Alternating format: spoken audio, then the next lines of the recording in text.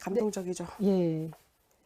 이번에는 위로부터의 영성 살펴보겠습니다. 네. 이런 이야기가 있는데요. 영적 삶의 길은 대개 위로부터의 영성으로 시작한다. 그런데 이 길을 걷다 보면 누구에게나 반드시 위로부터의 영성을 아래로부터의 영성과 접목시켜야 하는 때가 온다. 이 두 길을 잘 접목시킬 때 영성의 길을 걷는 사람은 활기를 유지하면서 건강하게 살아갈 수 있다.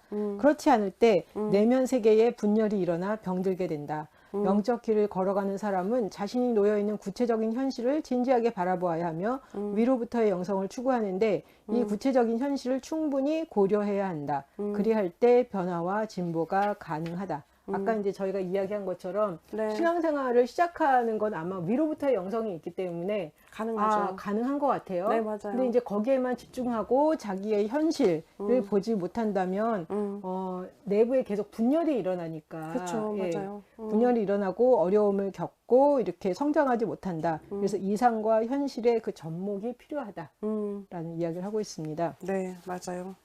또 하나는 우리가 하나님의 아들 딸이라는 사실을 실존적으로 체험했을 때 우리는 산상수훈 말씀들을 실천할 수 있다. 반면 산상수훈을 도달해야 하는 이상적인 요소로 보면서 실천해 나가야 하는 것을 인식하면 그 내용대로 살아가는 것이 힘든 일이라는 것을 알기 때문에 내적인 번민과 분열에 빠진다. 그래서 진짜 이렇게 내 안에 이렇게 하나님의 은혜가 충만할 때는 그래 그러지만 하다가 이렇게 좀 많이 딸릴 때, 네네. 은혜가 딸릴 때 이렇게 딱 산상수훈을 보면 헉 소리가 나는 거예요. 그쵸. 네, 쉽지 않죠, 마음이. 예. 약간 올가미처럼 느껴질 때가 많잖아요. 그렇죠. 사실은. 그렇죠. 내가 이렇게 도달해야 될 목표라고 생각하면 정말 가도 끝이 없네? 이런 그렇죠. 느낌이잖아요. 그렇죠. 네. 근데 나의 존재를 보면서 이제 나에서부터 이렇게 보기 시작하면 그냥 내 존재가 회복이 되면 그거는 이제 내가 회복된 만큼 이렇게 갈 수 있으니까 그렇죠. 오히려 맞아요. 가하다라는 생각이 좀 들더라고요. 그러니까요.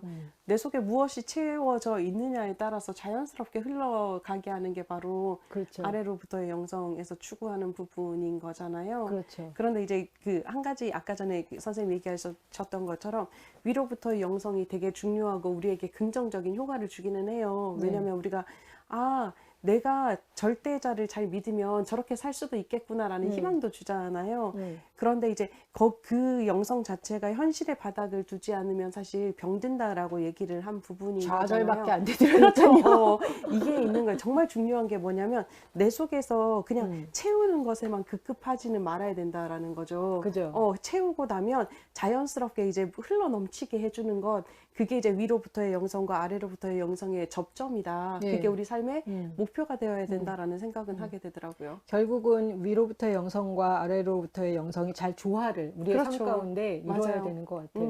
근데 제가 보기엔 우리나라에서 많은 때 그 보면은 뭐 시작할 때에도 그렇게 신앙을 시작할 때도 그렇지만 위로부터의 영성이 너무 많이 강조가 돼서 그렇죠. 사람들의 그 어떤 인간성이 잘 이렇게 발현되지 않고 어떤 분이 그런 얘기를 했어요.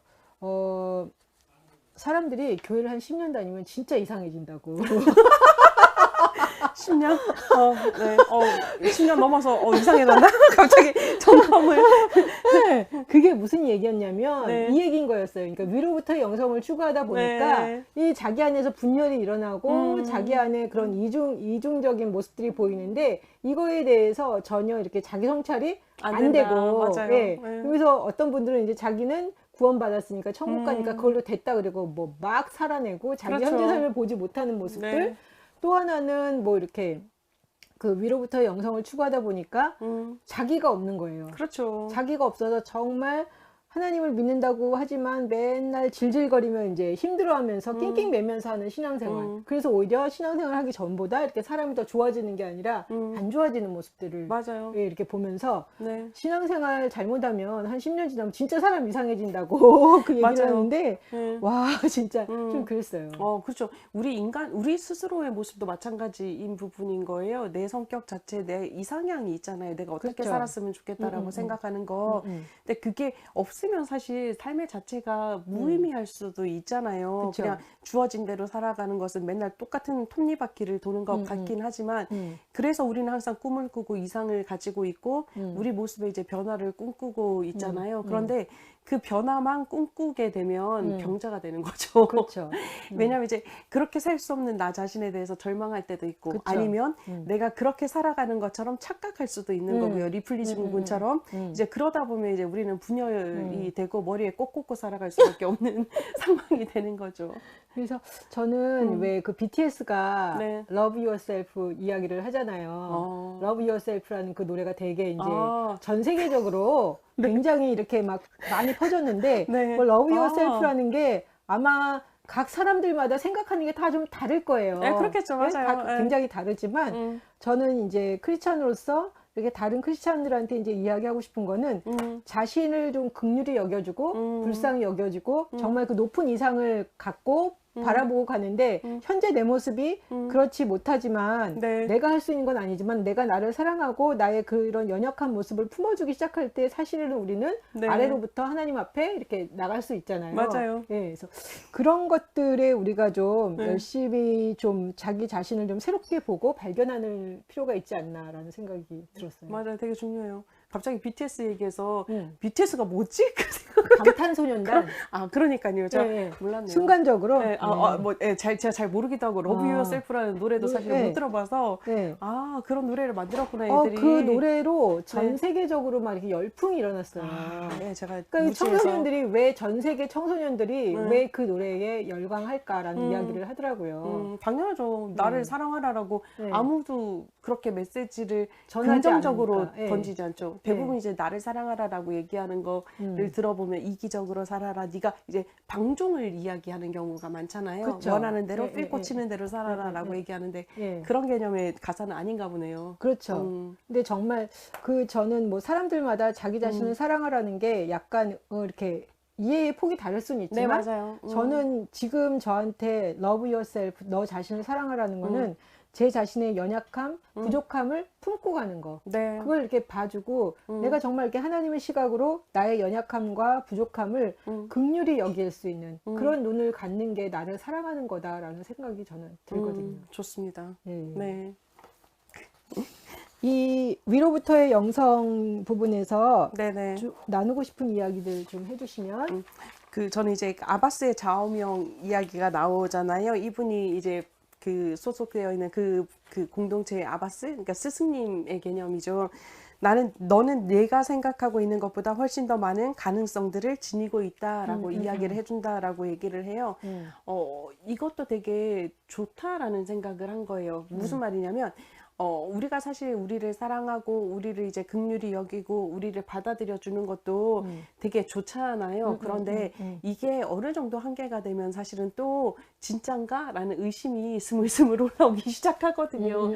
왜냐하면 어떤 느낌이 드냐면 언제까지 어느 정도까지 나를 받아줘야 되지라는 생각이 드는 거예요. 채워지지 않을까요? 계속 사랑해주면? 안 채워질걸요. 왜냐면 사람은 되게 끝이 없는 존재더라고요. 그러니까 저도 이제 계속 이제 못마땅한 부분이 항상 있는데, 누군가 제3자, 이제 정말 긍정적인 눈을 가진 제3자가 너의 가능성이 있다, 너에겐 더 훨씬 많은 좋은 점이 있다라는 것을 발견할 수 있는 코멘트 정도만 해준다면 되게 은총받은 삶이 될 수도 있겠구나라는 생각을 또 하게 되었고요.